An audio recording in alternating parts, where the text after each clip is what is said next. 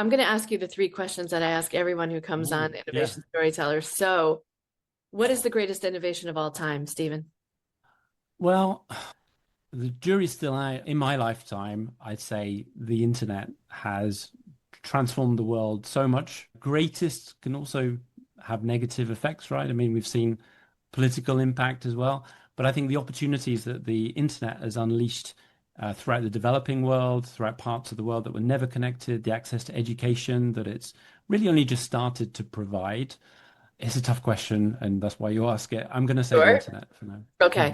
If you had the opportunity to join any innovation team in human history, which team would you have joined? I said earlier the what motivated me to first jump out of the corporate world and try my hand at entrepreneurship was I was inspired by the platforms of Uber and Airbnb. So I've always been fascinated by marketplaces and multi-sided platforms, and the first business I set up was of that kind.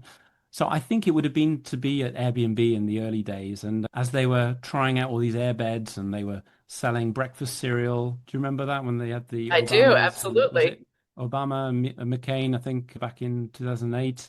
And that was, those early days of just figuring out how do you build up both sides of a platform? Because any platform that tries to get set up struggles with that chicken and egg problem of do we create the demand first or do we create the supply first? And they succeeded spectacularly. So I think I would have loved to be a member of that team back then. Professional couch surfer. Yeah. And then what is the innovation that the world needs now?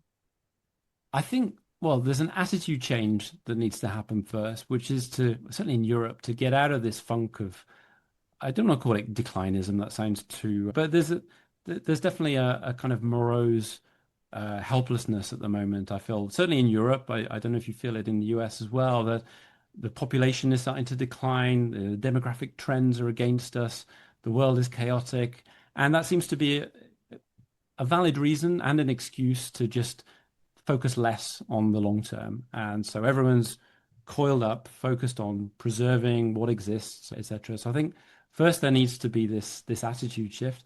And but then I'm going to preach what I practice, and that is, I think thinking more about the future in terms of scenarios, in terms of options, possibilities, and that is through tools, foresighting tools, simulation tools, aided by AI. I think that's going to be one of the most useful innovations based on the underlying AI tools that we have.